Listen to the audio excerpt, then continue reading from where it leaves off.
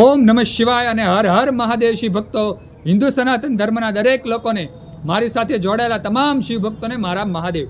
શિવ ભક્તો, આજના વિડીયોનું ટાઇટલ ખૂબ સરસ છે. શિયાળાના સુંદર દિવસો ચાલી રહ્યા છે, તો ઋતુ પ્રમાણે વિડીયોનું ટાઇટલ છે.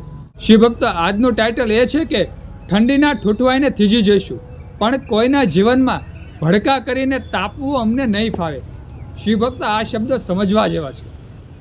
આપણે શિવ ભક્ત છીએ, આપણે ભગવાન મહાદેવના પરમ ભક્તો છીએ. તો પ્રથમ તો આપણામાં એ ગુણ હોવા જોઈએ કે પ્રથમ આપણામાં દયા હોવી જોઈએ. શિવ ભક્તો, આ શબ્દો સમજવા જેવા છે કે ઠંડીના ઠૂંઠવાઈને થીજી જઈશું. ગમે તેટલું સંકટ આવે આપણી ઉપર, આપણે સહી લેશું, પણ કોઈના જીવનમાં આપણે દુઃખ નહીં દઈએ. શિવ ભક્તો, આપણે પોતે સહન કરી લેશું, પણ કોઈના જીવનમાં આપણે દુઃખ નથી દેવું. તેવું જો આપણા હૃદયમાં ભાવ હોય તો જ આ આપણે શિવ ભક્ત કહેવાય. શિવ ભક્તો, આપણા શિવ ભક્તોની ઓળખાણ છે. પ્રથમ આપણી ઓળખાણ છે દયા. ભગવાન શિવજીની જેમ આપણા હૃદયમાં દયા હોવી જોઈએ. આપણી આજુબાજુમાં, આપણા કુટુંબ પરિવારમાં દરેક પ્રત્યે આપણે દયા ભાવ રાખવાનો. ભલે આપણને કોઈ સંકટ આપે, દુઃખ આપે, આપણે સહન કરી લેવાનું છે, કારણ કે આપણે ભગવાન શિવજીના પરમ ભક્ત છીએ.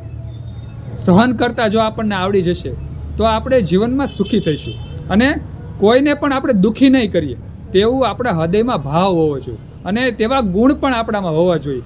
કોઈ પણ જીવને, કોઈ પણ આપણી આજુબાજુમાં, સંસારમાં, આપણા કુટુંબ પરિવારમાં કોઈ પણ વ્યક્તિને આપણે દુઃખ ન દઈએ, તે આ શિવ ભક્તની ઓળખાણ છે. તો જીવનમાં ગમે ત્યારે આપણે એક મગજમાં લક્ષ્ય રાખવાનું. આપણે તમામ શિવ ભક્તોને મારે એટલું કહું કે એક પ્રણ રાખવાનું કે આપણે કોઈને દુઃખી નહીં કરવાનું. જીવનમાં આવ્યા છીએ તો હંમેશા સારી સુવાસ લઈને જ આપણે જગતમાંથી જવાનું છે, તેવો હંમેશા ભાવ રાખવાનો. કદી પણ કટુ વેણ નહીં બોલવાનું, કદી પણ ખરાબ નહીં બોલવાનું. તે આપણા શિવભક્તોની ઓળખાણ છે. ગમે ત્યારે આપણા મુખે અમૃત ઝરવું જોઈએ. શિવભક્તો, તે આપણા શિવભક્તોની ઓળખાણ છે. અને હંમેશા આપણે મીઠી વાણી બોલીએ તો આજે નહીં તો કાલે સમાજમાં, કુટુંબ પરિવારમાં આપણું ઊંચું સ્થાન થશે. શિવભક્તો, મહાદેવ આપણી સામું જોશે.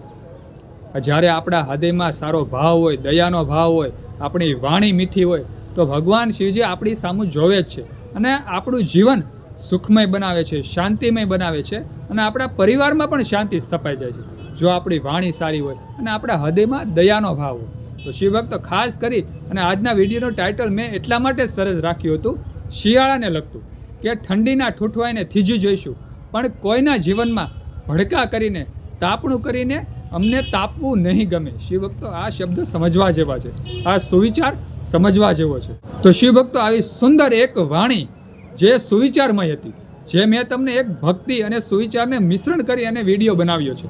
તો આ વાણી તમને ગમી હોય, આ વાત તમને ગમી હોય, ખાસ કરીને વિડીયોમાં લાઈક આપી દેજો, કોમેન્ટમાં હર હર મહાદેવ હર અને ઓમ નમઃ શિવાય લખી દેજો, અને વિડીયો બીજા શિવ ભક્તોને, આપણા હિન્દુ સનાતન ધર્મના લોકોને, અને તમારી આજુબાજુમાં વસતા પાડોશીને, સગાવાલાને શેર કરી દેજો, જેથી કરી અને મને થોડીક પ્રેરણા મળે. તો આજે બસ આટલું જ. સુંદર આ વિડીયોમાં લાઈક, કોમેન્ટ અને શેર કરવાનું ભૂલતા નહીં. બધા શિવ ભક્તોને મારા હર હર મહાદેવ હર અને ઓમ નમઃ શિવાય.